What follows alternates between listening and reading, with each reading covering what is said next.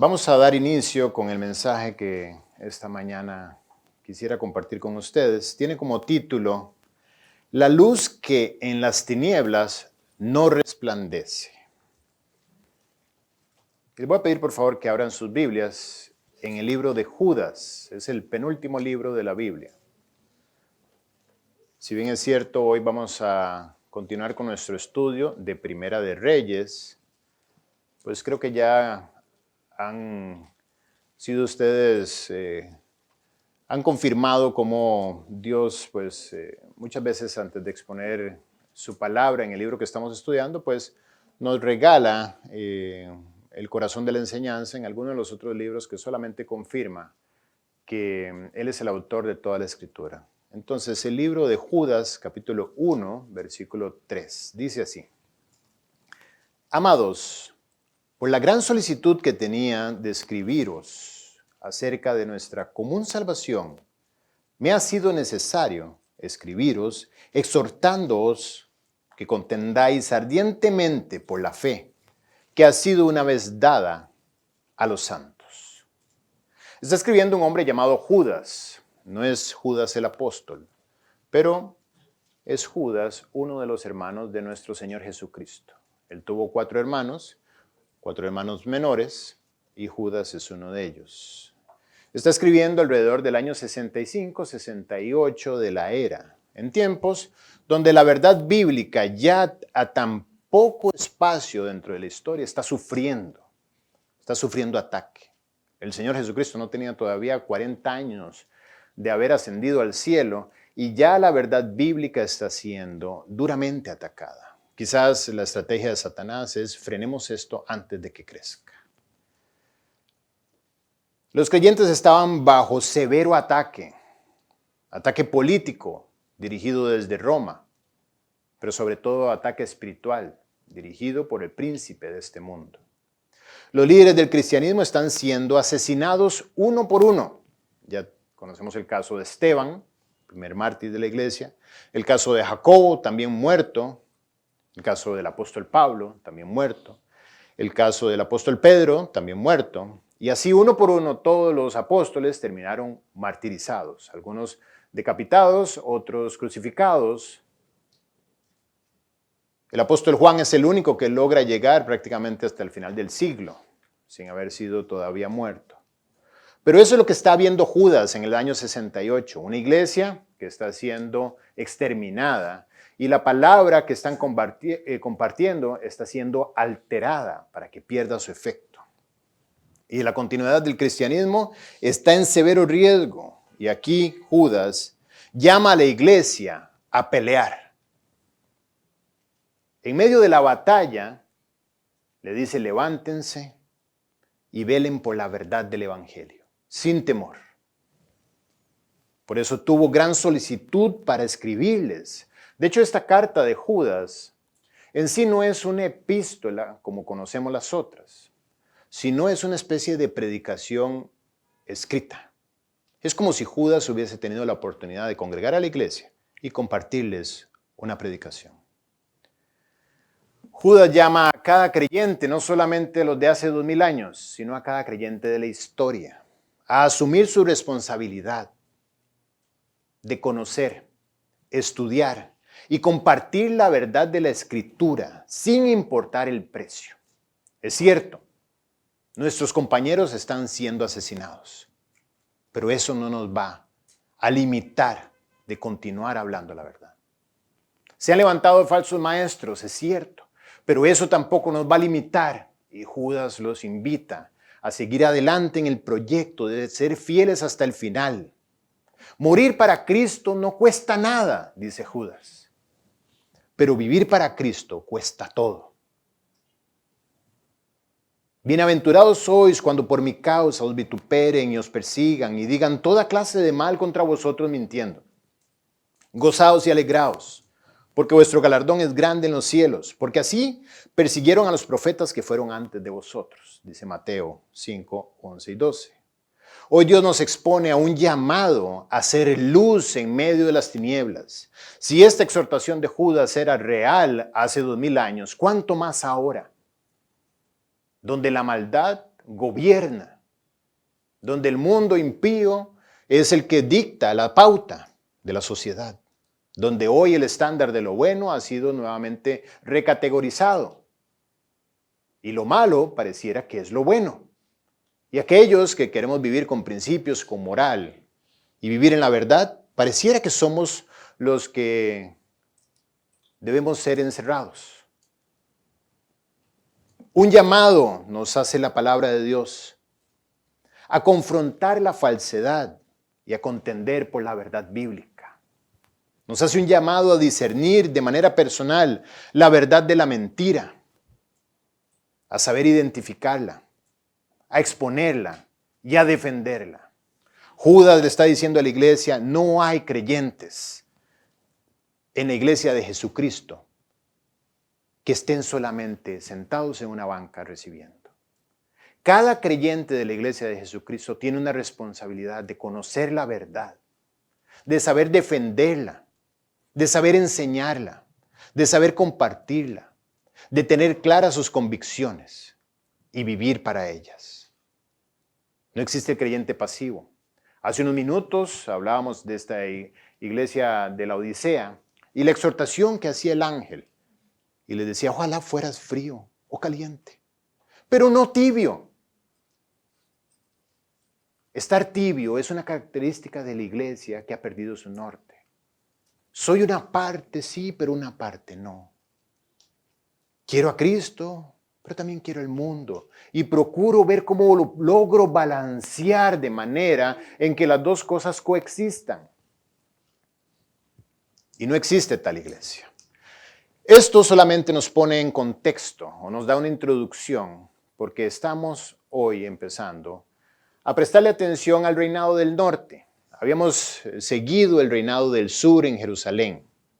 Habíamos estudiado varios reyes de Jerusalén, 4 en realidad. Empezamos con Roboam, quien reinó 17 años, y nos enseñó que el oro y el bronce son cosas distintas.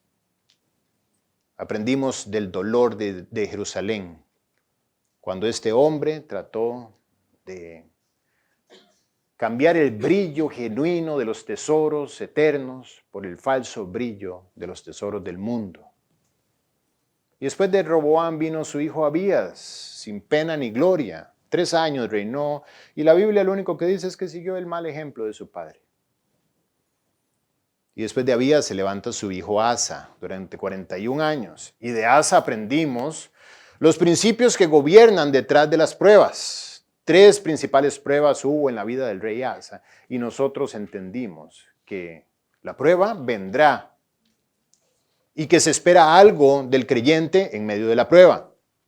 Y además aprendimos que detrás de la prueba hay una bendición escondida, siempre, si hacemos lo correcto. Y después de 41 años, Asa muere y se levanta a reinar su hijo Josafat, que nos hizo llorar la última vez que hablamos de él. 25 años reinó Josafat y nos enseñó que existe el valle de la bendición detrás de la prueba. Hay una bendición oculta y nos invita inclusive a adorar a Dios antes de salir a la batalla de la prueba, que nuestra confianza llegue a ese punto. Pero hemos prestado atención al reino del sur, no sé si lo habían notado o no. Habíamos dejado el reino del norte de lado y hoy vamos a recuperar el reino del norte. El reino del norte igual empieza en el año 931 a.C., lógicamente, puesto que se divide el reino del sur y el norte en el mismo momento. El reino del sur tiene una característica, y es que todos los reyes son linaje de David directamente, son hijos sanguíneos de David, hasta Jesucristo. Todos son hijos de David. El reino del norte, eso sí que no. Había todo tipo de reyes. Y empezamos en el reino del norte con Jeroboam, quien reinó durante 22 años. Otra particularidad de los reinos donde Dios no es rey es que no hay mucho que comentar. Todo es parecido, todo es decepción. Hay distintos colores y sabores, pero la esencia es la misma. Y Jeroboam reinó durante 22 años. Instituye la religión pagana en Israel. Si recuerdan, por el temor que tenía de perder el reinado, él prohíbe a sus ciudadanos volver a Jerusalén a adorar a Jehová en el templo de Salomón por mera conveniencia política y decide construir un templo en Samaria y otro en Dan, uno al sur de su reinado y otro al norte. Se inventa dioses, literalmente construye becerros de oro, pone uno en cada templo e invita a la gente a adorar. Y la gente empezó a adorar. Me imagino que los primeros lo hicieron con cierto tipo de cargo de incredulidad o de inclusive atentando contra su intelecto, puesto que vieron que esos mismos dioses los había construido este hombre. Pero así las generaciones empezaron a pasar y ya pronto estaba Israel entero siguiendo a esos dioses de fundición. Inventó los becerros de fundición, bueno, no los inventó, sino que los instituyó sobre Israel. Puso lugares altos de adoración, altares satánicos, adoración demoníaca y todo lo que te puedes imaginar que se puede hacer mal, lo hizo Jeroboam durante esos 22 años de reinado. Jeroboam muere, se levanta su hijo Nadab. También hizo lo malo andando en el camino de su padre. No se comenta mucho de Nadab, reinó solamente 2 años, pero muere. ¿Por qué? Porque anduvo en los pecados que Jeroboam, su padre, había introducido. Se levanta un hombre llamado Baasa, un hombre que asesina a Nadab y toma el reinado. Y también extermina toda la casa de Jeroboam como parte de un juicio por haber vivido tan mal. Y Dios le da la confianza a Baasa para que reine. Y reinó durante 24 años, Y durante 24 años empezó limpiando Israel de toda la adoración satánica, o por lo menos aquellos que estaban promulgando esa adoración, que eran Jeroboam y su hijo Nadab. Extermina toda la casa de esa familia y después de eso hace lo mismo que ellos hacían. Y se dedica a seguir igual a los Baales, igual a seguir a los becerros que habían fundido, porque era por conveniencia política que él tenía que mantener a Israel distraído.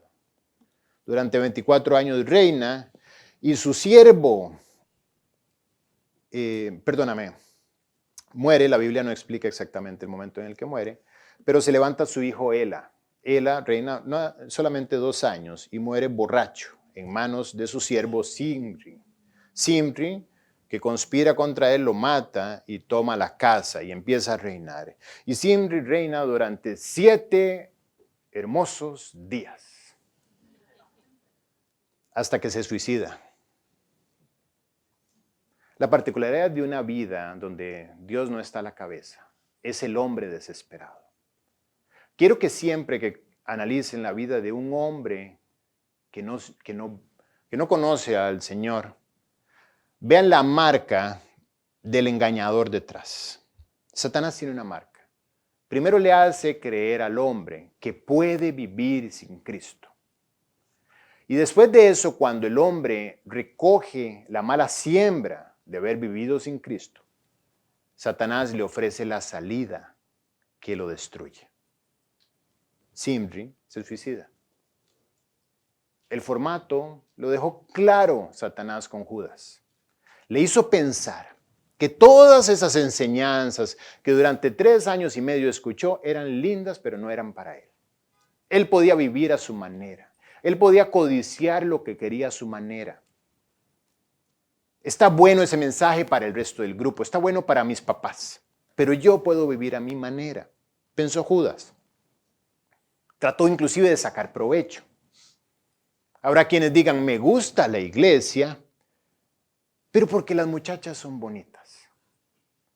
Me gusta la iglesia, pero porque después de los domingos vamos a comer rico. Me gusta la iglesia porque la verdad puedo conseguir buenos contactos. Y ahorita que estoy empezando a vender Avon, digamos, espero que nadie venda eso, voy a tener la posibilidad de hacer conexiones. Ese era Judas. No tenía ningún problema con ser parte del grupo. Estuvo expuesto a todas las enseñanzas, no de Guillermo, de Jesucristo. Las escuchó.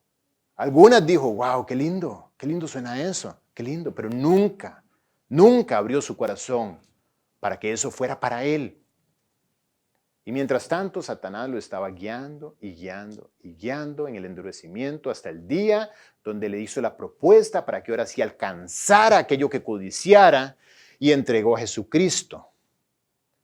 Y al darse cuenta de que después de eso no había lo que le habían prometido, se desespera. ¿Y qué le ofrece Satanás? Le dice, toma la cuerda para que te suicides. Esa es la marca del diablo. Promete mintiendo. Cuando te das cuenta de que te mintieron y perdiste todo, te ofrece la salida a través de la destrucción. Así es que Zimri incendia su casa y se suicida. Y después de él se levanta un hombre llamado Omri, que era general del ejército israelí, quien había sitiado la ciudad, y a causa de esto Zimri se suicida, y Omri reina durante 6 años. Y este hombre, entre sus logros, fue comprar un terreno. Me dirán, ¿qué tenía de particular ese terreno? Bueno, un terreno que se lo compró a una persona llamada Semer, y edificó allí lo que él llamó Semeria. Ella edificó Samaria. Y dice la Biblia que hizo peor que todos los que habían reinado antes de él. ¿Se puede esto? Pues es increíble, porque la gracia es acumulativa, pero la maldad también es acumulativa. Conforme empiecen a pasar los años de tu obediencia en la vida cristiana, vas a empezar a ver cómo la gracia va trayendo un peso sobre tu vida. Estudiamos la semana pasada que esta leve tribulación temporal y momentánea produce en vosotros un cada vez más excelente y eterno peso de gloria.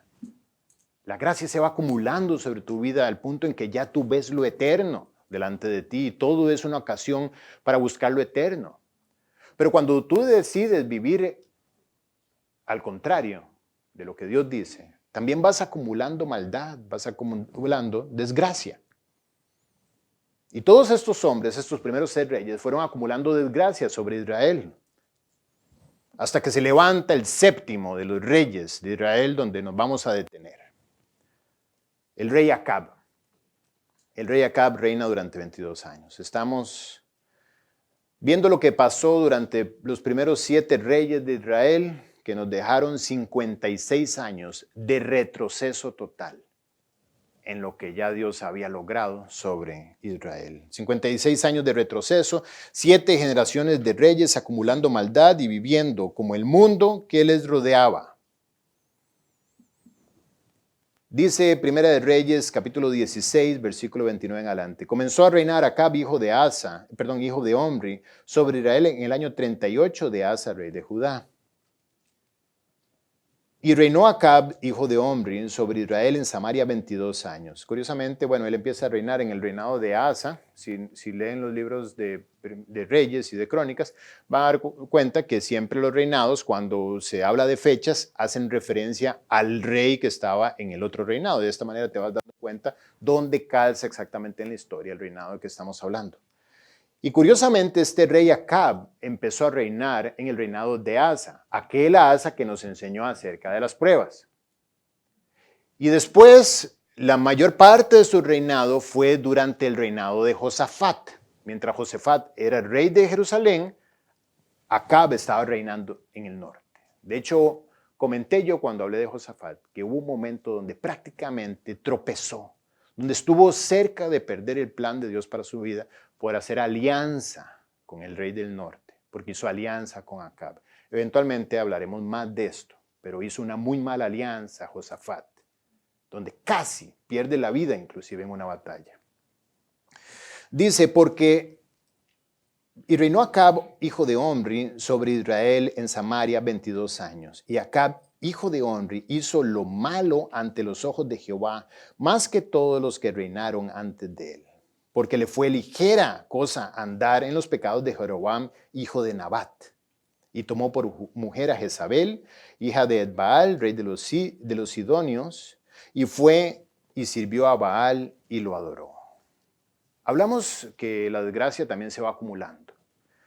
Y este hombre ya no le bastó vivir tan mal como sus 6 antecesores. Le pareció poca cosa. Se determinó a vivir peor que todos ellos. De hecho, construye en Samaria un templo de marfil para Baal, dios pagano. La maldad se acumula, eso es una verdad.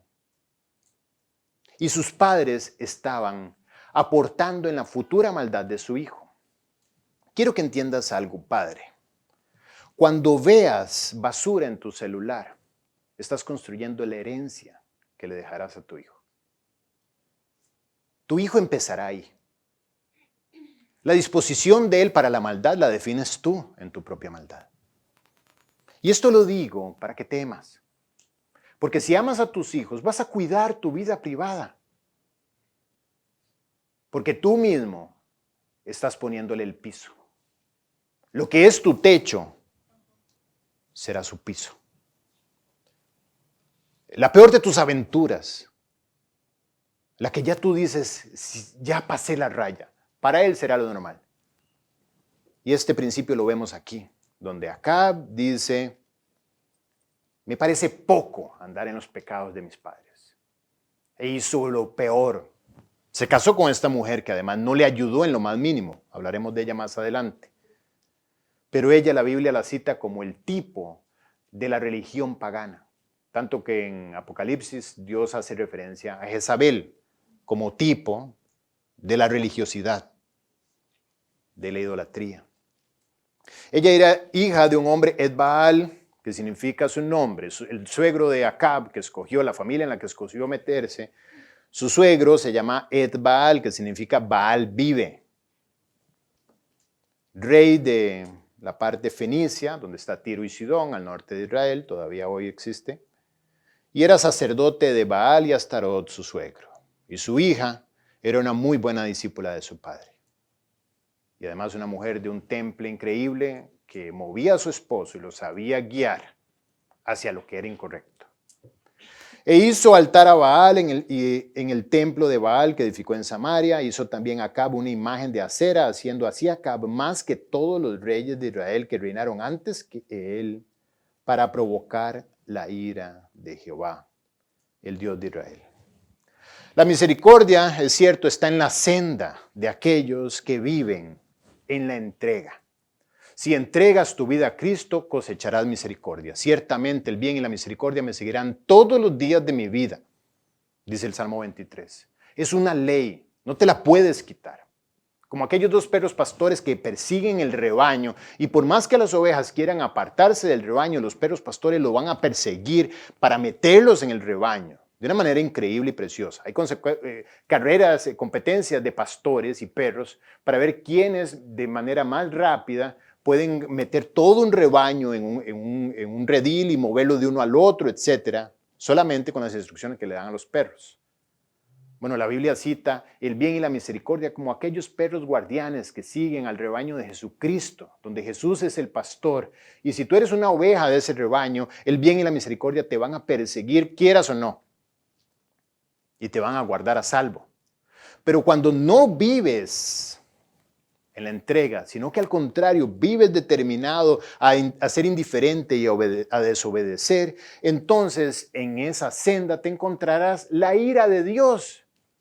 Por eso dice la Biblia que lo que hizo Acab, lo único que fue provocar la ira de Dios. Desde Jeroboam hasta Acab reinó el caos en Israel. Cada uno de ellos fue añadiendo más maldad al reinado. Se llenó de idolatría y de corrupción, de oscurantismo, de maldad. Y el pueblo solamente recogía las marcas de esta opresión.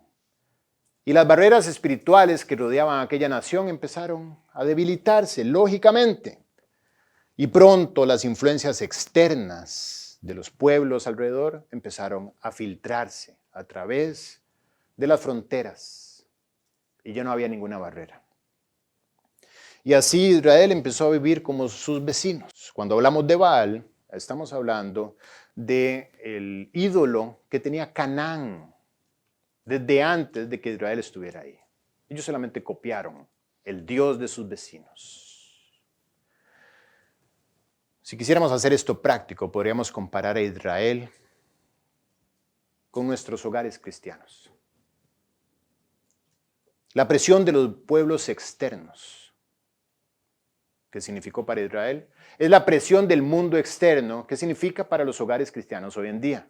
La familia, la escuela, el barrio, la comunidad, los amigos, la presión externa, la televisión, las redes sociales, todo lo que hay afuera son esos pueblos externos que tienen sus propios dioses, su propio estilo, sus propios principios, sus propios valores. Y la familia está a salvo, siempre y cuando la familia tenga las convicciones bien puestas. Pero cuando la cabeza de la familia, es decir, papá principalmente y mamá, no tienen convicciones claras ni se preparan para defenderlas, la presión del mundo externo las hará ceder. Las barreras espirituales de las fronteras del hogar estarán debilitadas y pronto veremos cómo la idolatría que reina afuera empieza a gobernar en casa. Y pronto se encontrará esta familia viviendo por los ideales y valores que mueven al mundo hoy en día. Con Acab, Israel heredó la decadencia espiritual que jamás había llegado al punto que encontró Israel en ese momento. Como les decía, al punto de construir un templo de marfil para Baal. ¿Quién era Baal? Dios predominante en la tierra de Canaán, el Dios de los de fuera. Si ellos se adoraban a Dios o no, si adoraban a Baal o no. Ellos no tenían la luz que tenía Israel hasta ese momento. A ellos no los había sacado Jehová de Egipto. A ellos no los había transformado Jehová y había sido fiel a través del sustento durante tantos años. Igual las familias que te rodean, si no conocen a Dios, pues tienen la tendencia y la inclinación a adorar al Dios que les parezca. Pero nosotros no lo tenemos. Nosotros no estamos justificados para eso. Hemos conocido al Dios verdadero. Y a Él le debemos nuestra gloria, nuestra honra, nuestro tiempo, nuestra mente, nuestros pensamientos. Baal, ya metiéndonos a fondo en la enseñanza, era el Dios de la tormenta. Ellos adoraban a Baal porque era el encargado de proveer la lluvia. La lluvia regaba los campos y nutría la tierra y la hacía fértil, gracias a Baal. Ofrecían sacrificios a Baal y tenían lluvia, y tenían siembra, y tenían crecimiento. Y también Baal era Dios de la tormenta, como les acabo de decir, y particularmente del rayo. El fuego que descendía del cielo era gracias a Baal. Israel no puede estar viviendo peor. Y sin precedente alguno, Dios levanta un hombre llamado Elías. No se ha mencionado en ningún episodio de la Biblia, sino hasta ahora, Elías Tisbita. De hecho, es la única referencia con respecto a su vida personal que hay, que es Tisbita. Es el único dato que se hace referente a su vida, que es del pueblo de Tisbé, de Galad, y este está cerca del río Jordán al norte, cerca de un arroyo que se llama Jaboc. Eso es lo que sabemos de Elías. Aparece en la escena en 1 Reyes 17, un hombre llamado Elías, cuyo nombre significa Jehová es Dios. Y claramente ese era su propósito. Un solo hombre viviendo en ese mundo de idolatría, donde Baal es Dios. Se levanta un hombre, esa es la diferencia, ya lo dijo alguien por ahí. Se levanta un hombre, que es la diferencia en medio de la oscuridad. Tipo del creyente que quiere vivir para Cristo. Dice que nosotros somos luminares en medio de una generación maligna y perversa, en la cual debemos resplandecer. Ya entienden el título de la prédica. La luz que en las tinieblas no resplandece. Es imposible que la luz no resplandezca en las tinieblas. De hecho, Juan 1, esto es un versículo que está hablado en negativo en Juan 1, dice la luz en las tinieblas resplandece, refiriéndose a Jesús. Pero el creyente puede hacer que la luz en las tinieblas no resplandezca. Así estaba viviendo Israel. Solamente las tinieblas gobernaban y aquellos que habían sido llamados a ser luz no estaban siendo luz. Y sí, es otra prédica de esas donde Guille empieza a regañar. La iglesia no estaba viviendo como debía vivir. Bueno, en ese momento no estaba la iglesia, pero el pueblo de Dios, que es tipo de la iglesia, no estaba viviendo como debía vivir y su luz estaba apagada. Y se levanta un hombre. ¿Cuántos necesita Dios para transformar la historia? Uno. Un hombre llamado Elías, cuyo nombre significa Jehová es Dios. Y fue el enviado de Dios para confrontar la idolatría de Israel en el baalismo en el que vivía y declarar a Israel que Jehová es Dios y ningún otro. Elías. Algunos rasgos que encontramos en la palabra de Dios acerca de la vida de Elías que nos deja entender respecto a su relación con Dios. Bueno, en el capítulo 17, versículo 1 dice, vive Jehová de Israel, hablando Elías, en cuya presencia estoy, que no habrá lluvia ni rocío. Está hablando Elías, está dando un mensaje acerca de Dios y dice, tanto en el 17.1 como en el 18.15, repite lo mismo y dice, Jehová en cuya presencia estoy. El Salmo 24.3 dice, ¿quién subirá al monte de Jehová? ¿Quién estará en su lugar santo? El limpio de manos, el puro de corazón, el que no ha elevado su alma a cosas vanas ni jurado con engaño. Aquel que está en la presencia de Dios es aquel que no tiene ningún obstáculo para acercarse a Dios. Que su vida está a cuentas con Dios para poder acercarse y mantenerse en su presencia. De hecho, David escribe uno de los salmos más preciosos que hay y dice, una cosa he demandado a Jehová y esta buscaré, que esté yo en la casa de Jehová todos los días de mi vida, para contemplar la hermosura de Jehová y para inquirir en su templo. Mi anhelo, dice David, es estar en su presencia. Y cuando Elías hablaba de Jehová, decía Jehová, en cuya presencia estoy. Estoy en la tierra, pero yo estoy en su presencia. Mi vida está delante de Él siempre. Tengo una relación con Él. Un rasgo precioso con respecto al hombre que Dios escogió para que transformara la historia del pueblo de Israel en ese momento. Otro rasgo también que noto está en el 17.4 y nos adelantamos un poquito a los hechos, donde Elías tiene que huir y esconderse en un río donde Dios le dice que se esconda precisamente de la ira del rey Acab. Y en este río dice la Biblia que Dios le dice, beberás del arroyo y yo he mandado a los cuervos que te den allí de comer. Después de eso, él tiene que irse de ese río y subir hasta Serepta de Sidón. Y ahí había una viuda y dice la Biblia que Dios dijo, he aquí yo he dado orden allí a una mujer viuda que te sostenga. La segunda característica que encuentro yo en Elías, que me fascina, es que vivía de tal manera que Dios lo sostenía. Eso dice tanto. Dios le dijo, yo me encargo de ti. Y yo voy a poner cuervos para que te lleven carne y pan en la mañana y carne y pan en la tarde. No te va a faltar. No te va a faltar provisión. Quizás cierres el día con la despensa vacía, pero mañana en la mañana va a estar el sonido de la moto del cuervo haciendo la entrega de tu comida en la mañana. Y cuando empiece la tripa a sonar a mediodía, sepas que en la tarde estará nuevamente el cuervo entregando pan y entregando carne. ¿Cómo funciona eso? Dios lo hizo funcionar. ¿De dónde cogía la carne? Dios sabrá. El tema es que este hombre vivía de tal manera que Dios puso un servicio de delivery para que todos los días tuviera su sustento. No el sustento de un año por adelantado, que a veces quisiéramos tener eso. No el sustento de mi futuro retiro.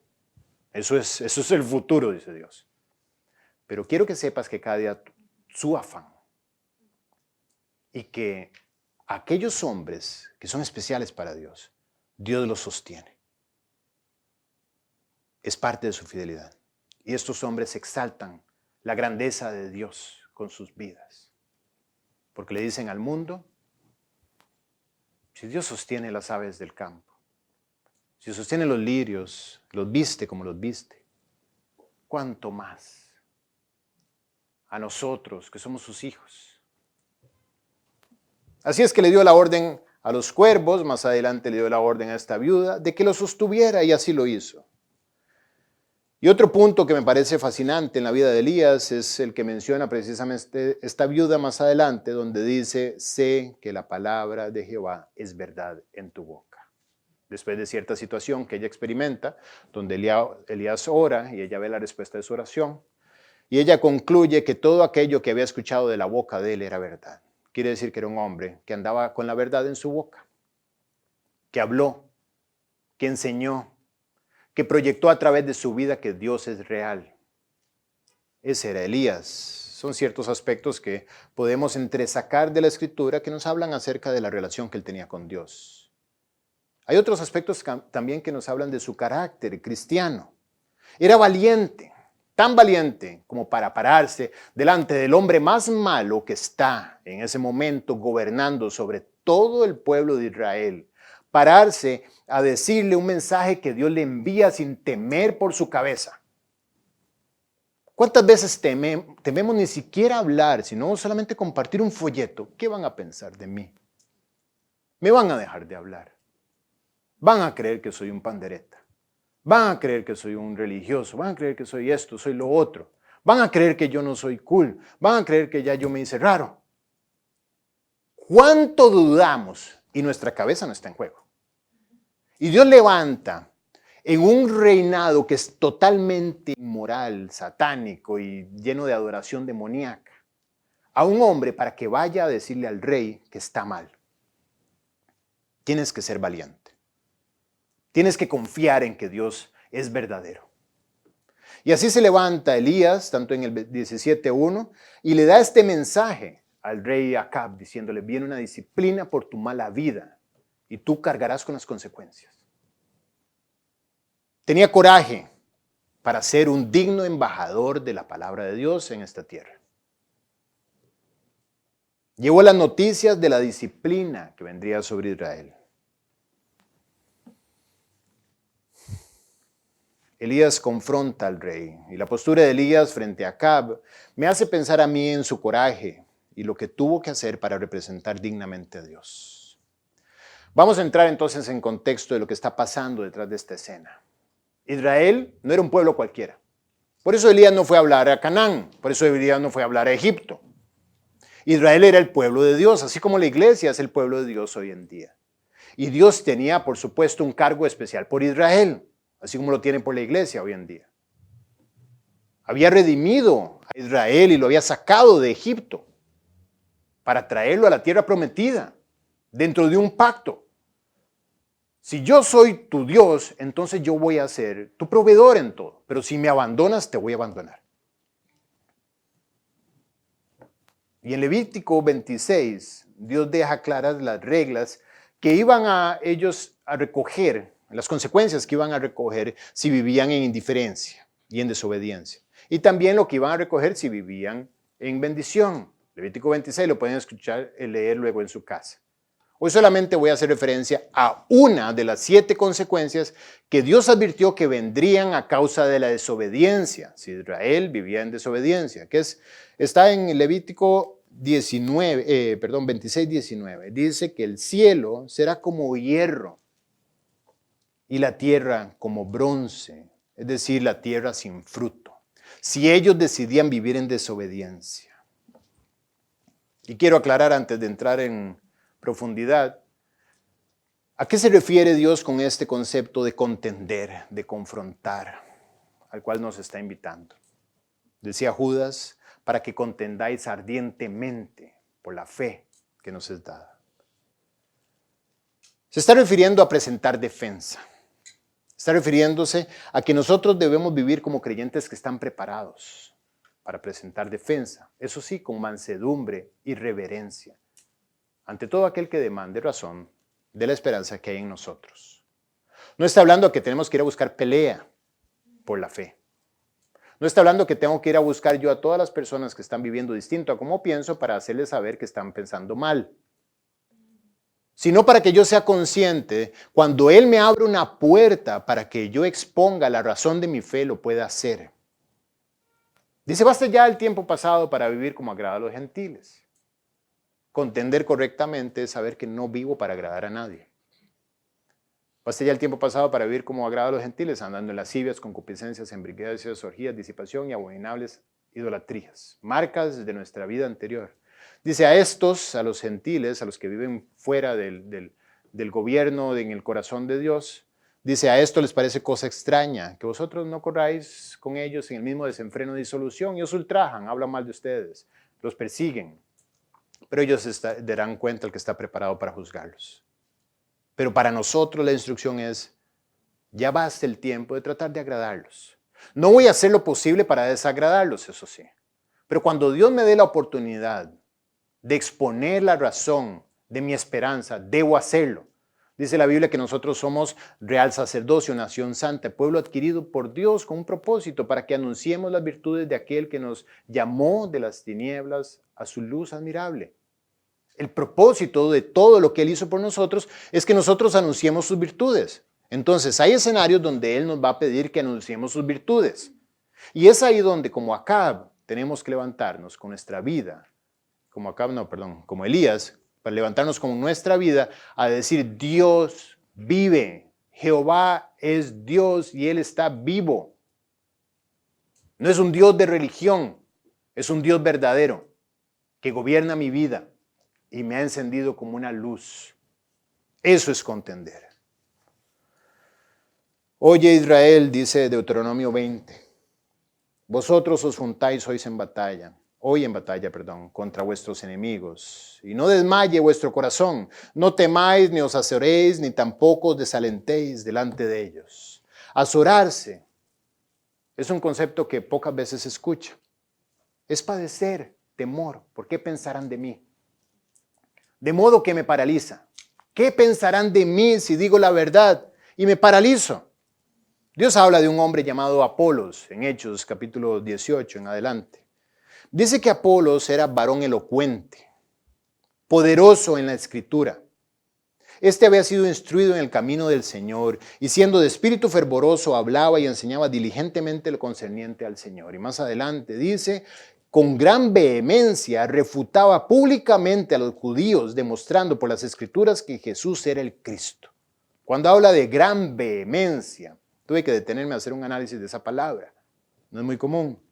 Vehemencia es la ardiente pasión que te mueve con fuerza y con calor. Es un ímpetu, que expones con viveza y con intensidad. Es un ardor, un fervor.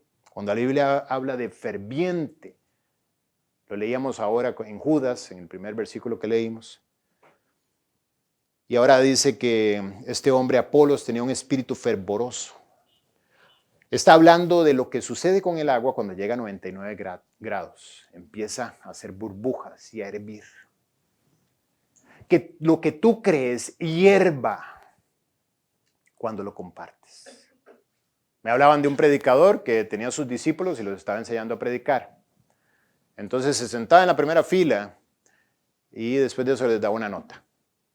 Emilio hacía eso también con sus discípulos. De hecho, hay un estudio que se llama Cómo preparar tus sermones, que está lleno de notas que Emilio le hacía a Chalo cuando predicaba. El punto es que este señor le decía, se volteaba a la par y le decía, tiene fuego, pero no tiene calor. Y iba otro predicador y le decía, tiene calor, pero no tiene fuego. Que tu vida esté llena de fuego y de calor también. Que cuando compartas lo que crees, que parezca que lo crees.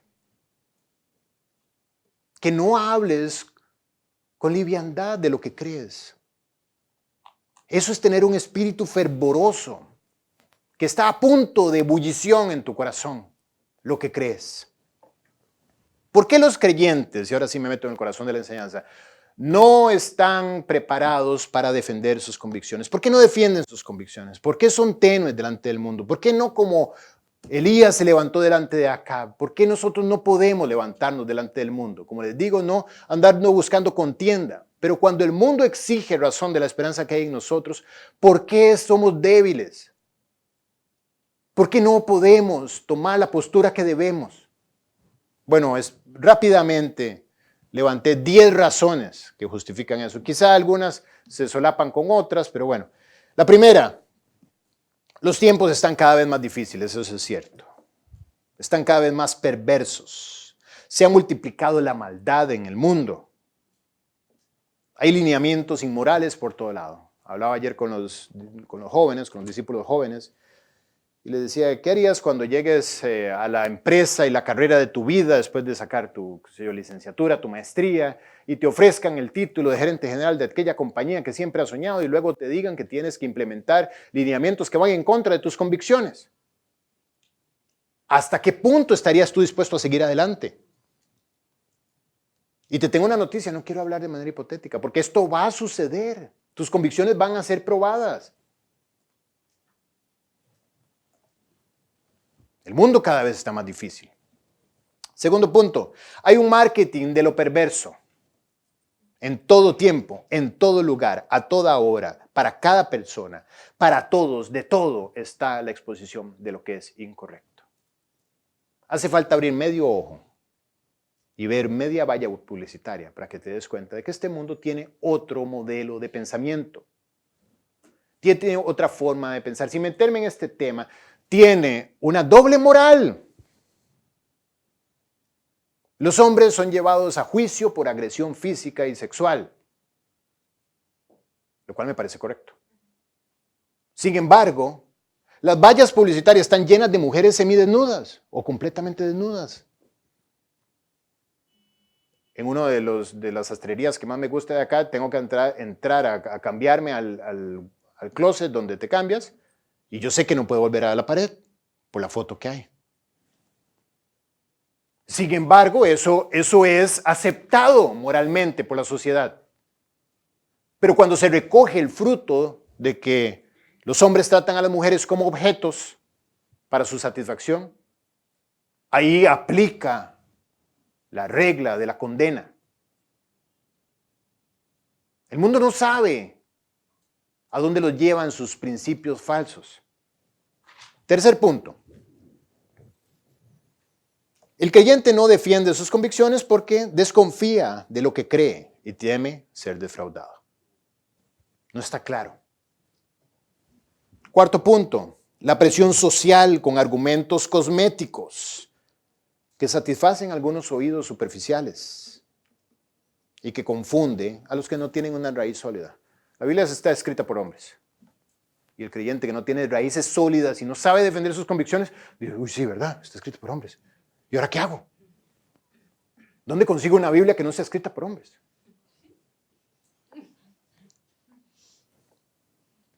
Me contaba un amigo que le estaba testificando a otro y le salió con ese argumento. No, es que la Biblia está escrita por hombres. Y digo yo, ¿qué ganas de preguntarle? Dime una cosa, vamos a hacer un lado. Para eso hay una explicación, es la número uno. Esa es la pregunta más básica que todos hacen y que creen que están saliendo con el wow. Pero vamos a hacerle un lado. Dime entonces, ¿cuál es la base de tu filosofía? Explícamela, por favor, porque primero no puede haber intervención humana en tu filosofía. Puesto que si no aceptas la Biblia porque está escrita por hombres, entonces explícame la tuya. ¿De dónde la tomaste? De Marte. Explícame lo que tú crees, por favor. Te vas a encontrar un hombre desnudo en su intelecto y en sus convicciones, porque no tienen. Una persona cuya verdad no es la palabra de Dios no tiene dónde pararse sólidamente. Quizá dirás, no, es que es por fe. Bueno, yo sé que es por fe. Pero la palabra de Dios no nos invita a nosotros a hacer un suicidio intelectual y decir, no, yo creo por fe, no entiendo nada, solamente lo acepto. No. Dios te invita a que tú valides lo que crees y por qué lo crees y lo puedas explicar, lo puedas exponer y lo puedas defender. Quinto punto. Realmente no conocen a Jesús y por eso no pueden defender sus convicciones. 2 Timoteo 1:12. 2 Timoteo 1:12 dice, por lo cual asimismo padezco esto. Estaba padeciendo persecución, bueno, está a punto de ser sacrificado Pablo. Es la última carta que escribe. Dice, pero no me avergüenzo porque yo sé en quién he creído. Yo sé de quién estoy hablando. Yo sé quién es el Señor Jesucristo.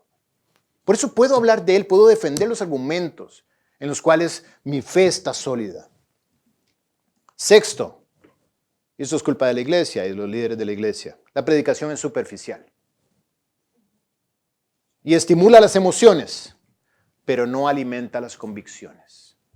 Y los creyentes tienen experiencias de pandereta, de música, de gritos, de cantos, de aleluya, de alabaré, de caer al piso, de vomitar, de poner los ojos en blanco, de hablar en lenguas, de rollos y de locuras y de fábulas artificiosas como enseña la Biblia. Salen de ahí motivados, llenos de poder, pero a la hora en que le preguntan qué creen no lo pueden explicar porque nadie les explicó. Porque no hay enseñanza. Dice la Biblia, muchas cosas. Dice, la exposición de tus palabras alumbra y hace entender a los simples. Entonces, cuando se expone la palabra de Dios, la gente dice, wow, ahora entiendo. Qué ganas de poder saber. Y ese es mi objetivo. Yo anoto el objetivo de mis prédicas. ¿Cuál es el objetivo por el que me voy a parar acá? Mi objetivo es que ustedes salgan diciendo de acá, yo quiero poder defender mi fe. Número 7, relativismo ideológico. Es decir, no hay absolutos, no hay autoridad moral, todo es relativo, cada quien vive como quiere, nadie se mete con nada, respeta mi espacio, derechos humanos. Nadie tiene la potestad de decirle a otro que está haciendo mal o que está haciendo bien, cada quien viva su vida como le da la gana. Eso suena el himno de John Lennon, ¿no? El Imagine. Eso es un mundo perfecto, donde nadie le dice a otro qué debe hacer. Y todos nos drogamos, y todos nos reproducimos, y nadie se mete con nadie. Por supuesto que hay autoridad moral y es Dios.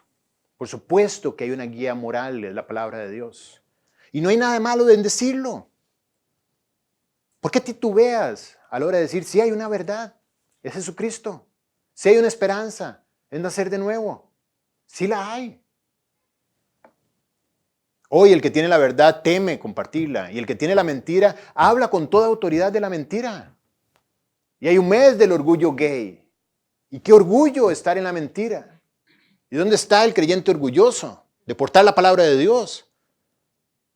¿Dónde están los jóvenes orgullosos de decir, yo me voy a guardar hasta el matrimonio? Y que el mundo se ría y les dice, ríanse todo lo que quieran. Hablamos dentro de un año, perdedores. Yo voy a vivir por lo que Cristo me ha enseñado. Y yo sé en quién he creído, decía Pablo. Y Él es poderoso para guardar mi depósito. Él no me va a defraudar. El que defrauda es el mentiroso. Satanás, padre de mentira. Número 8, superficialidad generalizada. Eso es lamentable en estas generaciones. Son superficiales. Tienen poco interés en cualquier cosa. Poco deseo de profundizar, poco deseo de prepararse. No se estimula el desarrollo del carácter. Quiero las cosas fáciles, rápidas. Y ponerme a estudiar esto, Dios mío, ¿en qué momento? No, jamás. Prefiero jugar FIFA. Prefiero estar en el PlayStation. Y los padres, para complacer a sus hijos, les compran esas basuras para que el cerebro se les queme. Y pasen horas sin molestar, por lo menos así, ahí está. A mí no me está molestando. Toma el celular, toma el iPad, toma esto, toma cualquier dispositivo para que llenes tu corazón de basura. Mientras tanto, por lo menos estás dominado. Número 9. Objetivos mundanos en el creyente que compiten contra la verdad. Esto es muy real. Realmente no hay un orden de precedencia, solamente es un listado. No es que el noveno sea menos importante que el primero. Pero hay objetivos mundanos en el creyente. Tengo mi propósito. Necesito retirarme a los 55 años. Acomodé lugar. Tengo mi propósito. Voy a darle una vuelta a Europa. Tengo mi propósito. Me voy a casar con una rubia. Tengo mi propósito. Tener esto, tener lo otro. Y no me importa lo que sea.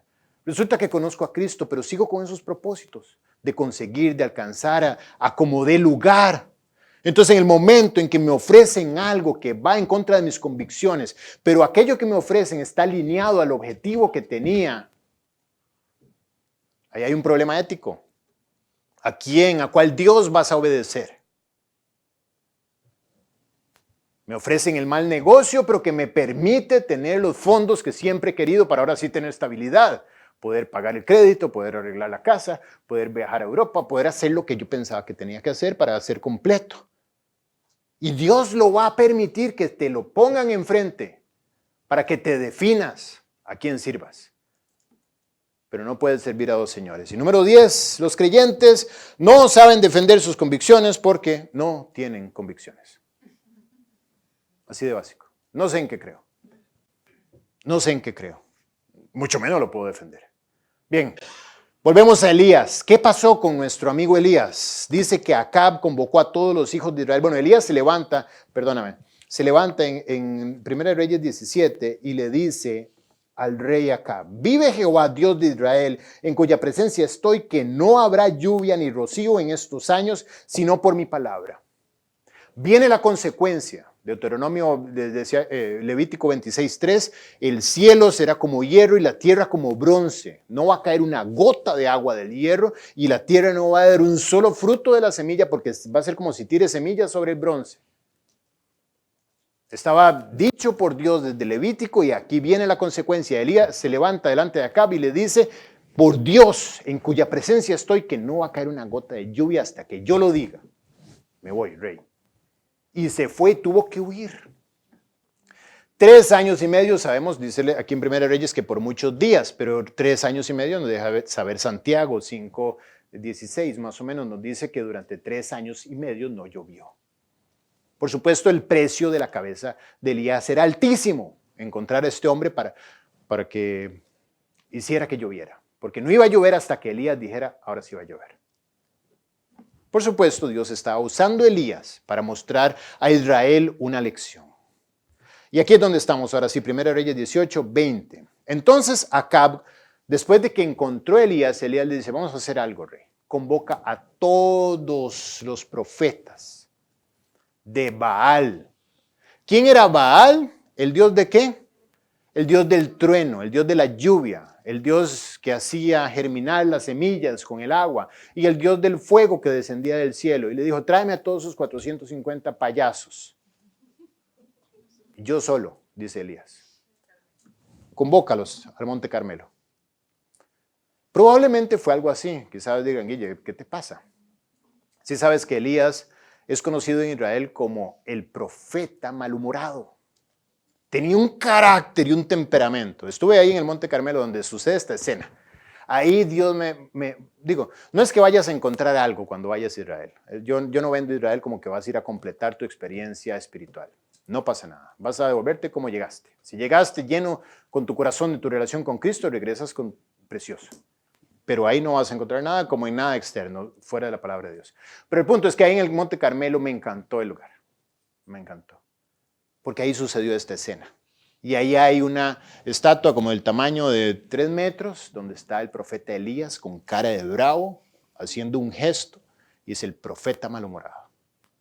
Y ahí ocurre esto. Elías le dice a Acab: convócame a los 450 sacerdotes del dios Baal, dios de la lluvia, dios del trueno. Tráelos a todos estos payasos que yo quiero proponerles un trato. Y convoca a todo Israel. Acab, rey, reunió a todos los profetas en el Monte Carmelo. Y acercándose Elías a todo el pueblo, dijo, no se refirió a los profetas, se refirió al pueblo de Israel, el pueblo de Dios. Hoy el pueblo de Dios, ¿quién sería? ¿El mundo? ¿Hollywood? ¿Quién? Nosotros. Estos seríamos los convocados. Y les dice Elías: ¿hasta cuándo claudicaréis vosotros entre dos pensamientos? Si Jehová es Dios, seguidle, y si Baal, id en pos de él. Y el pueblo no respondió nada, no respondió palabra. Cuando les dice hasta cuándo, es un llamado a definirse. No puedes vivir tu vida cristiana en medio de dos pensamientos. O sigues a Cristo o no lo sigues. Pero no trates de balancear una ecuación que es imposible de balancear. ¿A quién sirves? Todo cristiano en la vida tiene que pasar por tomar esta decisión. ¿Ya viste Apocalipsis 3? Cuando Dios dice, porque yo vomito a los tibios. No puedes ser tibio. Esa es la pregunta, o más bien, la indicación que les hace Elías al pueblo de Israel. ¿A quién sirves? ¿Hasta cuándo claudicaréis vosotros entre dos pensamientos? Ese hasta cuándo es ¿qué esperas? ¿Qué esperas que ocurra? ¿Dónde está el día en que vas a decidir, ahora sí, por completo entregarte? ¿Qué estás esperando? ¿Qué es lo que tiene que ocurrir? Me decía una amiga que estaba un día con un problema en una muela en la cama, siendo cristiana, pero con una vida cristiana, ya sabes. Y de repente tiembla y de repente ve que los gatos salen corriendo, sale a la sala un poco drogada por la anestesia que tenía el tema de la muela y ve cómo entra una nube de polvo blanco y llena de blanco toda su casa. Distingue y ve el edificio de enfrente que colapsa por completo. Estamos hablando de México ahorita en el 2019, que hubo el terremoto. Y el otro edificio de al lado colapsa por completo. Muertos de todo lado, pero estamos hablando así a 25 metros. Y ella sabe que el siguiente edificio en colapsar es el de ella. Logra recuperarse como puede, baja, después de que pasa el terremoto, baja hasta el lobby del hotel y el lobby está bañado de piedras, porque obviamente cuando eso baja. Y a partir de ese momento logra salir entre los escombros y se da cuenta de que ha desperdiciado su vida durante mucho tiempo en cosas que solamente la tenían distraída. Y empieza a ganar las almas, a testificar. Llegó un punto donde le hicieron una mesita y era la psicóloga, entre comillas, de todas las familias que estaban ahí. Ella lo que hacía era repartir folletos, compartir la esperanza en Jesucristo. Uno habían perdido a sus mascotas, otros a sus hijos, otros a sus padres, otros habían quedado totalmente huérfanos y a todos les habló de Cristo. Y a partir de ese momento, dice ella, me di cuenta, tuve un segundo nuevo nacimiento. ¿Hasta cuándo? Pregunta Elías. ¿Qué estás esperando que pase en tu vida? ¿Cuál es la situación en la que tú vas a decir ahora sí, ya ahora sí, sí, sí? ¿Hasta qué nivel de consecuencia esperas llegar? Y ojalá sea un terremoto. Y no sea que veas el mal fruto de tu mala siembra recogido en un hijo, donde ya tú no puedas recoger y recoger. Y decir ya, vino la consecuencia que yo sabía que iba a venir por mi indiferencia. Ante esta pregunta, ¿qué hace el pueblo? El pueblo no tiene palabra, no puede responder. ¿Por qué? Porque es imposible responder esta pregunta cuando estás viviendo mal. Y Elías volvió a decir al pueblo, solo yo he quedado profeta de Jehová, más los profetas de Baal, aquí voy rápido, hay 450 hombres. Dénsenos pues, y hace la propuesta, vamos a hacer algo, dénsenos pues 2 bueyes y escojan ellos uno, les voy a dar para que no digan que esto está montado, que ellos escojan el buey que quieren, que vayan de primero, que lo pongan sobre la leña, que lo despedacen y que lo pongan, que no pongan fuego debajo. Y yo prepararé, yo solo, no 450, yo solo prepararé el otro buey y lo pondré sobre la leña y ningún fuego pondré debajo. Y ahora sí vamos a ver, ¿quién es Dios? Así de sencillo. Vamos a ver quién es Dios, ¿por qué? Porque el Dios verdadero se va a manifestar. El Dios falso, en el 100% de los casos, no se va a manifestar. ¿Por qué no? Porque no existe. ¿Qué pensamiento el de la persona que está, quiero con Cristo, pero no voy a entrar por completo porque todavía tengo esperanza en un Dios falso, en una relación? Porque tengo esperanza en ser aceptado. Tengo esperanza en la fama. Quiero verme recibiendo mi Grammy o mi Emmy o mi Oscar.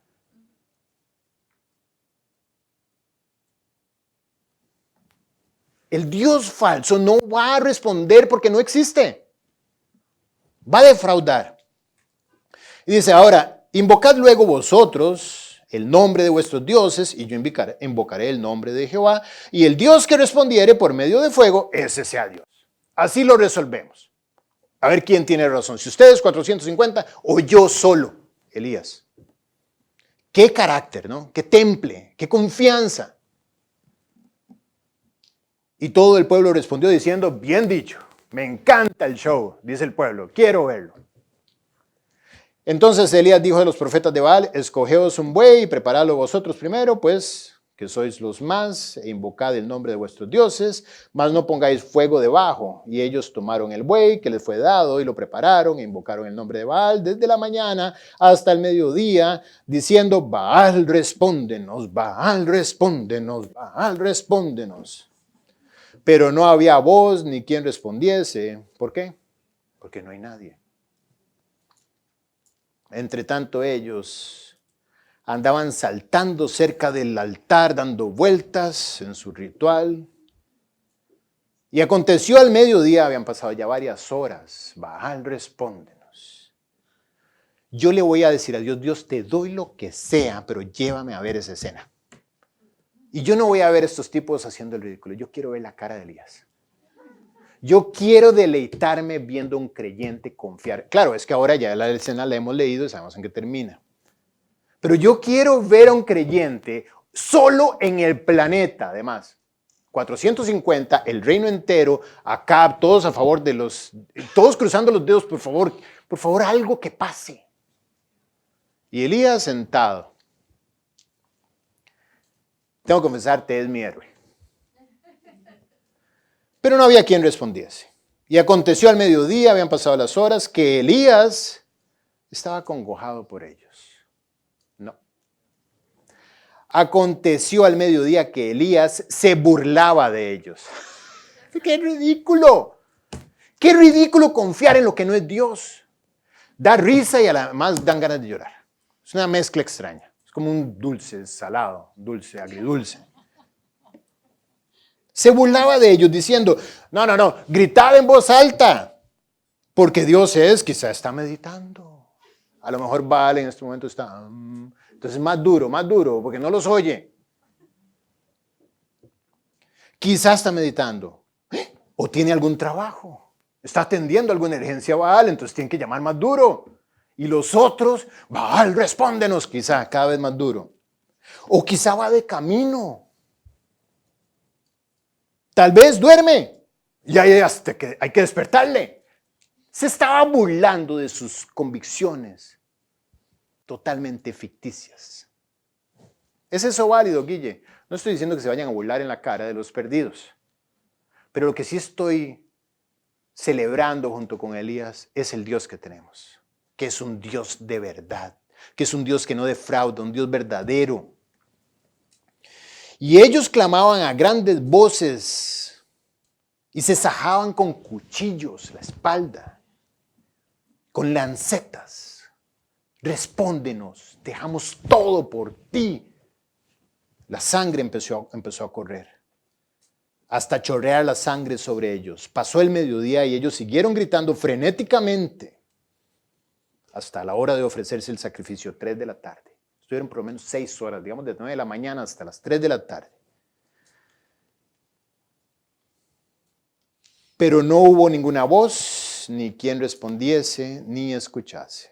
Entonces, dijo Elías, yo creo que este show llegó a su fin. Quedó demostrado y dice, acercaos a mí, y todo el pueblo se le acercó. Y él arregló el altar de Jehová que estaba arruinado, entendiendo que es un altar en el cual ya no se ofrecía nada. Y tomando Elías 12 piedras, conforme al número de las tribus de los hijos de Jacob, un simbolismo para decir, el Dios al que yo voy a convocar es el Dios de todo Israel. Y dice, al cual había sido dada palabra de Jehová diciendo, Israel será tu nombre. Quien había nombrado esa nación había sido el Dios al que él iba a invocar.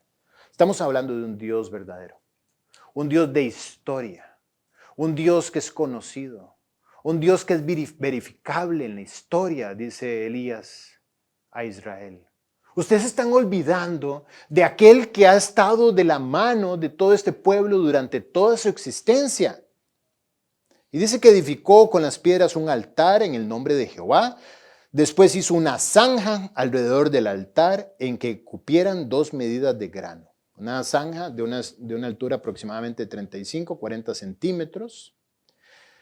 Preparó luego la leña y cortó el buey en pedazos y puso sobre la leña. Probablemente estaba silbando, probablemente estaba tranquilo mientras preparaba todo. Y dijo, llenad, vamos a ponerle más complejidad a este asunto. Vamos a hacer que el milagro sea milagroso. Llenen 4 cántaros de agua. El buey tiene que ser quemado. Y vamos a hacerlo lo más complicado posible para el Dios al cual vamos a honrar. 4 cántaros de agua y los vaciaron sobre el buey. Y sobre la leña. ¿Qué pasa con la leña cuando está mojada? No prende. ¿Qué está haciendo Elías? Yo conozco a un Dios todopoderoso.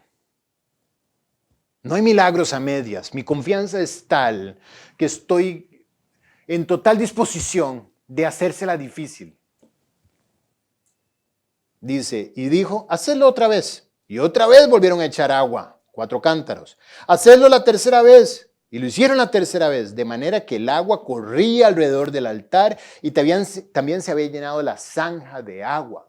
Litros de agua, galones de agua, puesto que había una zanja alrededor de una circunferencia de aproximadamente 40 centímetros de fondo, llena de agua, cantidad de agua exuberante. Cuando llegó la hora de ofrecerse el holocausto, se acercó el profeta Elías y dijo, sin mayor despliegue, sin sajarse, sin sangre, sin euforia, sin necesidad de show, dijo Jehová, Dios de Abraham, de Isaac y de Jacob. ¿Qué está diciendo ahí? Dios, tú eres nuestro Dios. Te conocemos. Eres el Dios de nuestros padres. Has estado presente en nuestras vidas siempre. Tengo la certeza total de tu realidad.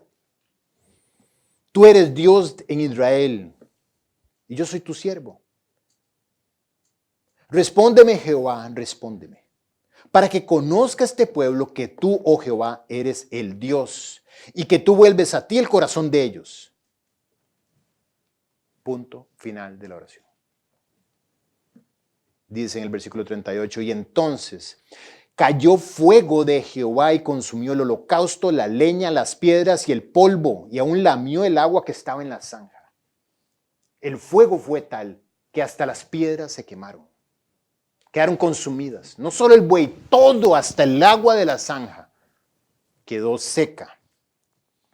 Viendo todo el pueblo se postraron y dijeron, Jehová es Dios, Jehová es el Dios. Entonces Elías les dijo, prended a los profetas de Baal, para que no escape ninguno. Y ellos los prendieron y los llevó Elías al arroyo de Sison y allí los degolló. Ahí se acabó, o por lo menos empezó el fin de la idolatría Baal. La próxima semana continuaré, lamentablemente no me da tiempo de continuar. De los detalles más hermosos que he vivido cuando les decía en el Monte Carmelo, es cuando me fui y empezamos a descender en el bus que andábamos y pregunté cuando vi un arroyo cerca, o por lo menos una quebrada, previendo, queriendo emocionarme de la realidad de la palabra de Dios, pregunté, ¿cómo se llama esto? Este es el arroyo Sison. La persona que me contestó ni siquiera es cristiana. Al darme ese nombre, en mi corazón hubo una convicción de que Dios nos ha dado un tesoro en su palabra. 100% real, verificable. 100% vigente el día de hoy. Un tesoro que nosotros estamos llamados a proyectar, no a esconder. Cuando Elías les pregunta, ¿hasta cuándo claudicaréis entre dos pensamientos? Claudicar es vivir en dualidad, vivir en inconstancia, vivir en una doble vida. Israel realmente no había llegado a negar a Dios por completo, pero trataba de balancear su relación con Dios con su relación con el mundo, tratando de encontrar una forma en la cual las dos convivieran, lo cual es imposible, y eso los hacía tibios. Si te has identificado tibio, yo quiero que sepas que un día, delante de nuestro Señor, toda rodilla se doblará y toda boca confesará que Jesucristo es el Señor. Toda boca va a confesar eso. Mientras más pronto tú lo confieses, más pronto empezarás a vivir y a disfrutar del fruto que vivir caliente trae. El mundo es ficticio. Lo que sea que te está deteniendo para vivir como debes, es ficticio y no va a pagar. No va a caer fuego. El Dios del fuego, el Dios de la lluvia, el Dios del trueno, no contestó, porque no existe. Vamos a orar. Padre, te damos las gracias por esta enseñanza. Y sobre todo, Dios, gracias porque en medio de la oscuridad tú tienes corazones que desean vivir como luces. Y nos invitas a ser uno de ellos. Nos invitas a portar la verdad en nosotros mismos y llevar esperanza a aquellos que como el pueblo solamente estaba esperando observar. A alguien que quisiera pagar el precio de la confianza. A alguien que quisiera atreverse a ser ridiculizado. Así como Elías, ese espíritu de Elías, volvió un día también y estuvo en Juan. El mismo Juan Bautista que se levantó a hablar de la venida de Cristo. Ese espíritu de Elías regresará también en el Apocalipsis sobre aquel testigo que durante 3 años y medio hablará de la esperanza que hay en Cristo. Ese mismo espíritu estoy seguro que estuvo en Noé, que estuvo en Abraham, en Jacob, en Isaac. Estuvo en Moisés. Estuvo en todos aquellos que no les importó ser los únicos, que no les importó ser los diferentes del grupo. Al contrario, encontraron su valor siendo diferentes, porque su diferencia era vivir para Cristo. Dios, levántanos para vivir para Cristo, para que seamos aquellos que viven para defender sus convicciones, que las conocen. Te lo rogamos, Padre. Levanta corazones, tráelos, convócalos, así como el mismo Elías eventualmente te preguntó, ¿quién ha creído a nuestro anuncio? Y tú le dijiste, me he reservado 7,000 justos que no han doblado su rodilla delante de Baal. Así, Dios, yo te ruego que convoques debajo de las piedras a los que vendrán a llenar su boca y sus vidas de Cristo. Te lo ruego en el nombre de Jesús. Amén.